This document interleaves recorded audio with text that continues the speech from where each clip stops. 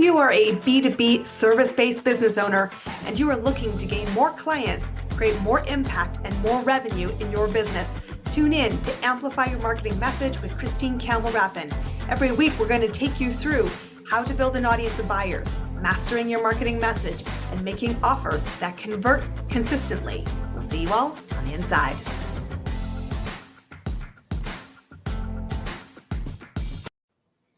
Welcome back, everybody. Today, I want to bring you the voice of your next customer, client, or buyer, because it's a voice that you don't spend enough time acquainting yourself with.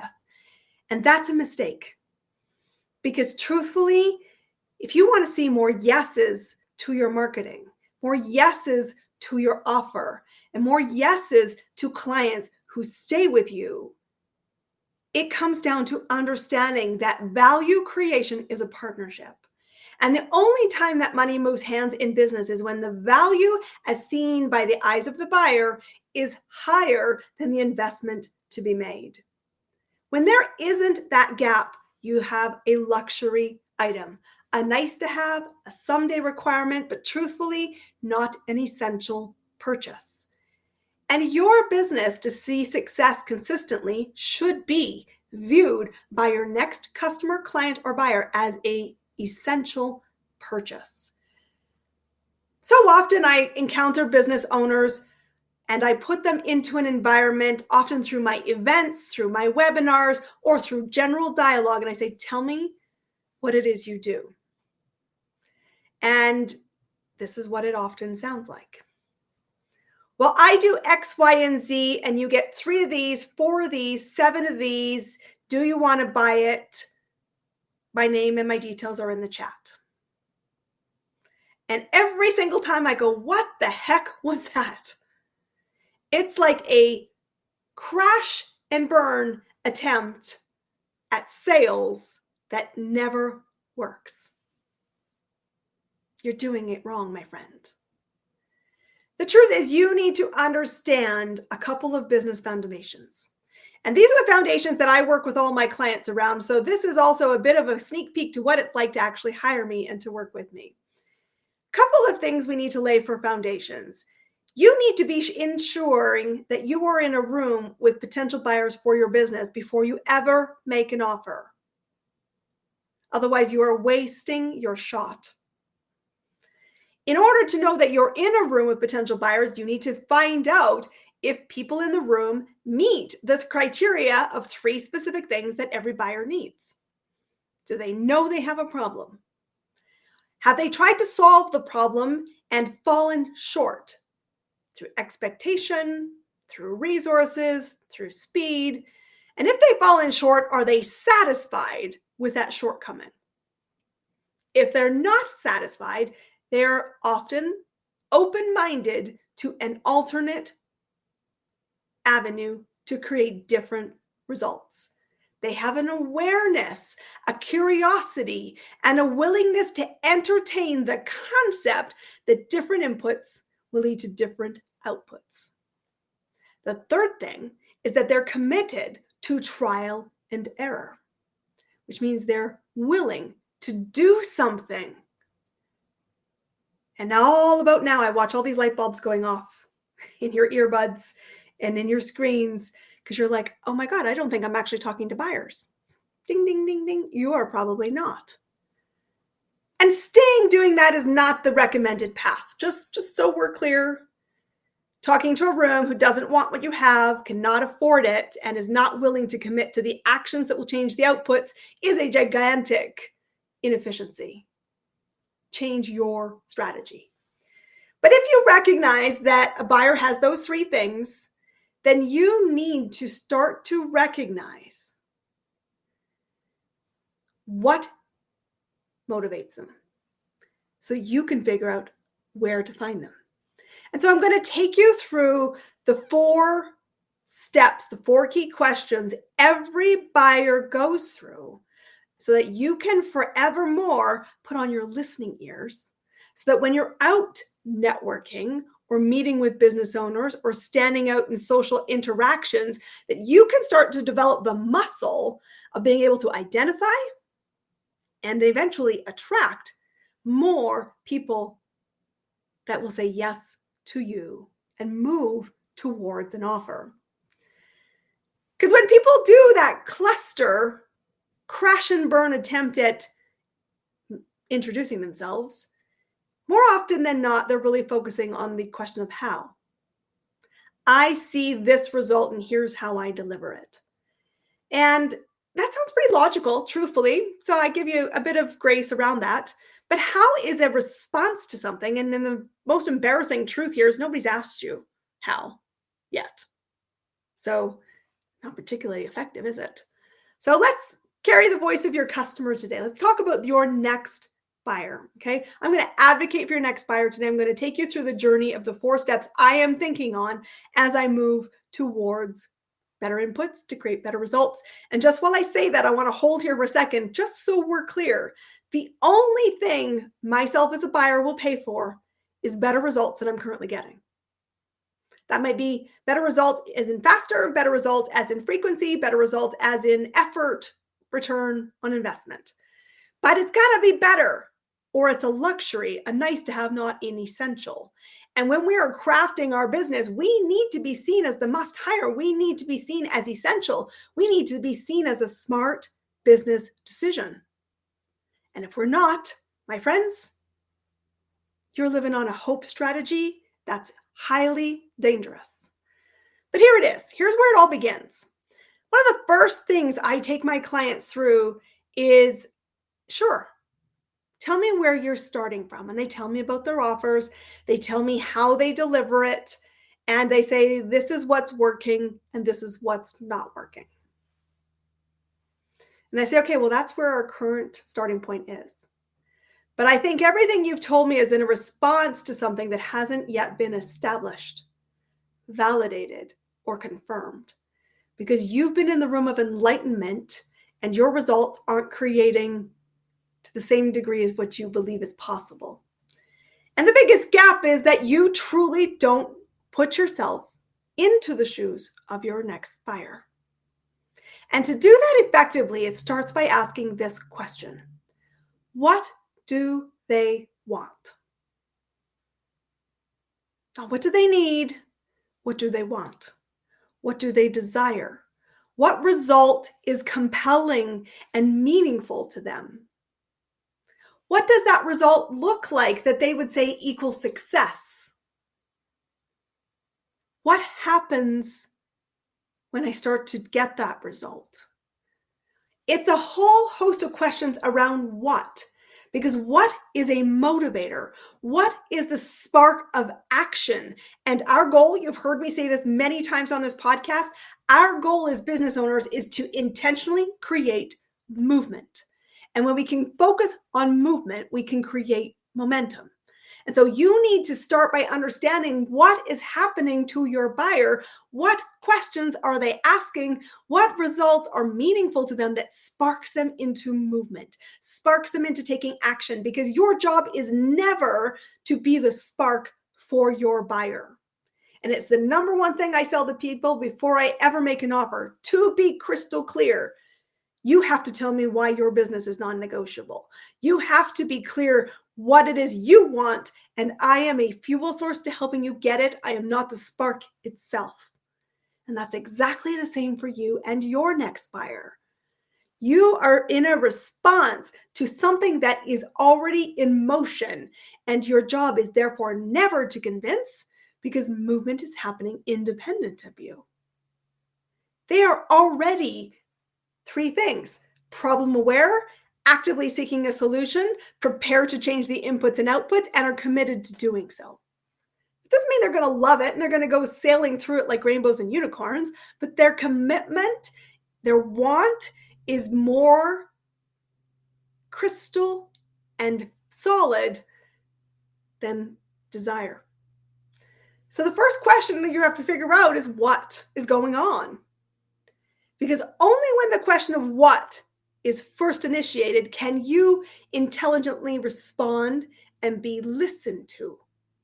So if you have ever felt in your business, hands up here, if you've ever felt in your business that you are talking to the wind, it's because you are telling how and nobody has asked you what. Ooh, that one dig a little, didn't it?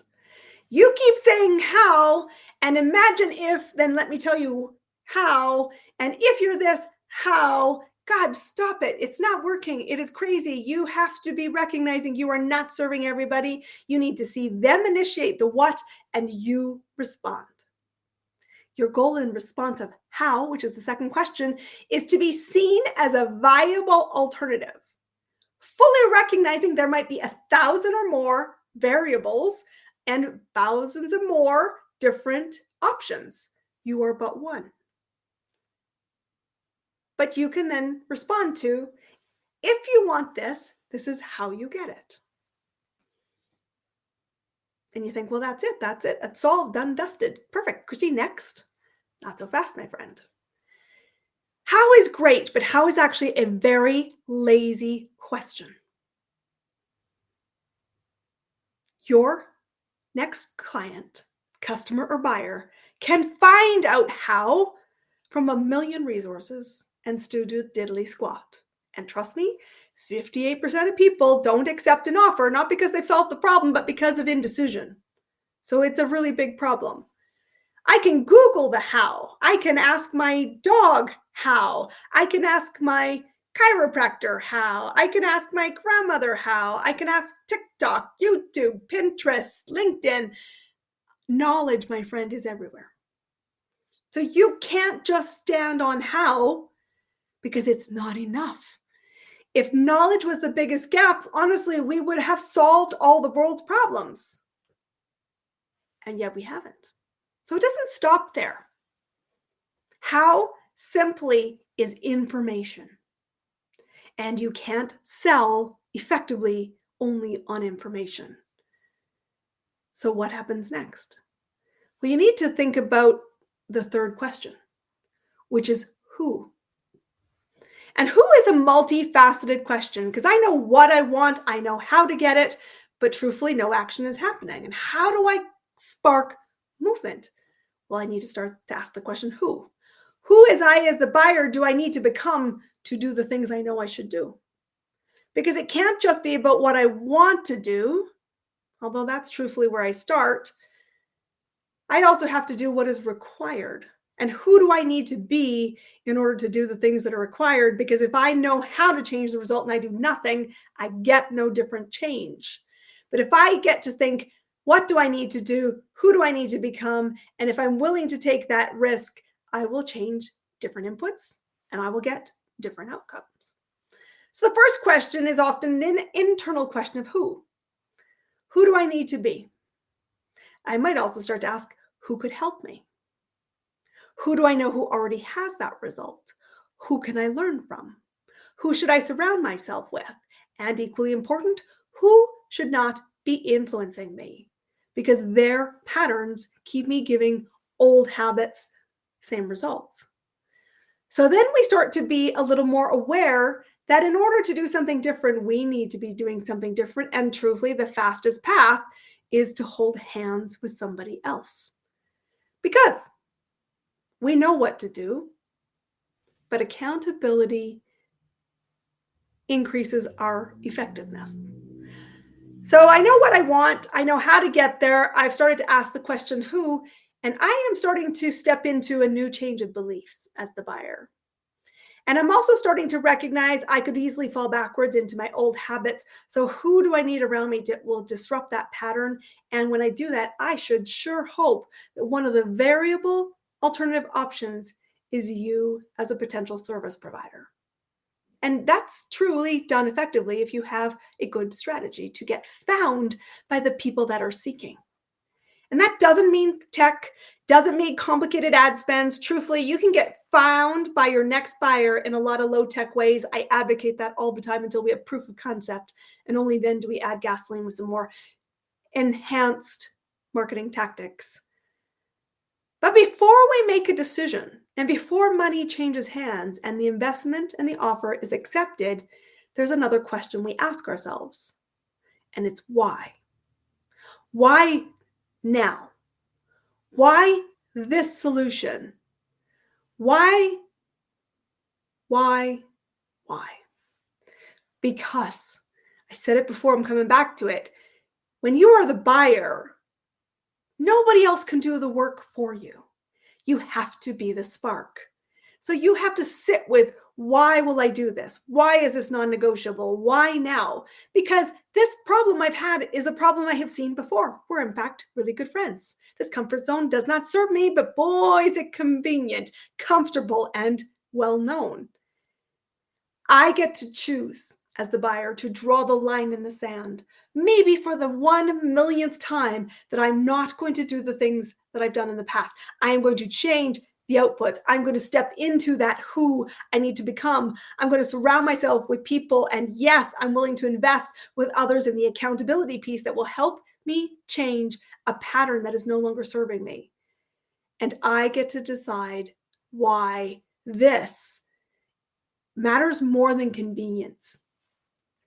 And that comes down to certainty. So when I am guiding listeners, potential clients in my business, I'm always listening for what questions are being asked by the person on the other side of the telephone, the screen, or the coffee shop. They're talking to me in language that makes me clue in to where they are. They might be talking about what I want is more clients. What I want is to not wonder where my next client is coming from. What I want is a confidence that I know how to create clients and that I can close a sale and begin a new relationship. I want to do it predictably. I want to do it frequently, and I want to do it profitably. And so I know what they want. And they often come into my space because they've heard me on this podcast, or they've attended one of my events, or maybe they've come to a webinar, or they've been referred to me from some in my network. And they say, Christine, I don't know how to create a client growth engine. I said, well, I know how. I know how. And I can tell you that that how has been a repeating pattern, low risk, high result, 400 clients, creating $1 billion in combined revenue. I know how. And they're like, Christine, tell me how. I said, well, there's 5 business foundations every business on the planet needs. You need to know who your next buyer is. You need to know how to move them curious to paid client. You need to make an offer that is valued, and you need to be seen as the must hire. You need to influence yourself to show up as a leader. You need to influence your client to get the results. And you need to ensure that the advocates around you are doing what they say they're going to do. And number 5, business is math. Inputs equal outputs. And I go, wow, that seems really clear. And I never really hear it very clear very often. I said, well, that's because a lot of people can't tell you how and then walk the talk. They're like, that's interesting, Christine. I see you walk your talk. You are someone who walks your talk. And because you work with so many people, I have a lot of confidence that you can help me believe I can do this too. Who do I need to be, Christine, to get that result? And I said, if you and I are working together, you're a person that can get the results, or I would never make you an offer. And truthfully, I'm not betting on your business dream. I'm betting on you as an individual. I know I can help you create a business because I've done it repeatedly in the past, and I know the foundations that required effort to create predictable results. But getting to know you, getting to know who you are, I'm saying to you, I will bet on you. And you can borrow my belief until you hold your own. And people keep moving and say, okay, I really think I want this. I know what I want. I know how to get it. I believe you can be the person to help me. And these following words typically fall off their lips. Tell me what it's like to work with you. And I said, well, I will absolutely do that if you tell me why we're having this conversation. Why now? Why is this a non-negotiable? What are you prepared to sacrifice? Will you do not just what you want, but what is required? Tell me why this is the moment to make you the offer. And if I'm certain when I hear that response that it's believable, I will say, here's what it looks like to work with me. And I'm here to answer any questions you have about it, but I'm also here to ensure you make a decision. And that decision equally can be, heck yes, Christine, I'm ready. Here's my credit card. And it can be, I'm scared, but I know I'll come back to you. And I'll say, I'm certain I will be here. I'm not tied to the outcome. I'm tied to the commitment of recognizing you as the buyer worked through 4 key stages. They're linear as I presented them to you today, but they don't always happen in sequence. But I never make an offer or bring a client into my business that I haven't worked through these 4 things. And that is why I mentor this, guide my clients to establishing this in their own business, because this creates a repeating pattern. And business needs to have repeating patterns. So if you want more clients in your business, my first invitation for you is to stop thinking about you and your how and recognize that your buyer is a partnership with you. And in order to create movement, you need to understand the 4 questions they will go through. What do they want? How will they get it? Who do they need to be to get those results? And who might they need around them? And you need to be seen as a viable option and a must hire in that intersection point. And when you're about to make the offer, you say, why now? And then you must lead confidently. If you are certain that you can help guide them and you are their best choice, you need to instill confidence that this is a smart decision, and you must lead to a place where a decision is made. And that means leadership. Business growth is elegantly simple. I want you to find more clients. This is the roadmap to creating it. And it sounds simple. It requires building the muscle to be effective. So yes, I want you to do 2 things right now. Number 1, I want you to save this episode, because this is one you're going to need to listen to repeatedly to challenge yourself to get different inputs so you create different results. And I will also say this. It's hard to do this without somebody in your ear all the time. And in your ear is one thing. Working across the screen in person, holding your hand, is something different. And that's why we do invite you right now to explore working with us. We will guide you through these 4 questions. We will help ensure that you can guide your next client through these 4 questions. And that will ensure that you get more clients more consistently, more profitably, and more frequently. You can do that in 1 of 2 ways. In a one-to-one mentorship fast path, and in a group program, which is still a fast path, but is in a group setting. So what support do you need? Both options are available. You want to go to ChristineCampbellRapin.com and start on the Work With Me tab and explore what this looks like. And then have a conversation with me. Let's find you the right path, because solving this is non-negotiable. I've shown you how. I believe that you can create this. And my invitation is to step on and get the accountability so that this becomes your foundation of repeatable success. So do it right now. Save this episode and go to the website, explore the options, and book a call with us. Until next time, my friends, it's go time. I'll see you soon. That's a wrap on another amazing episode of Amplify Your Marketing Message with me, your host, Christine Campbell Rapin. Be sure to subscribe on your favorite podcast platform so you don't miss another great episode. And be sure to visit ChristineCampbellRapin.com/podcast to get a free resource on how to master your marketing message. We'll see you all on our next episode.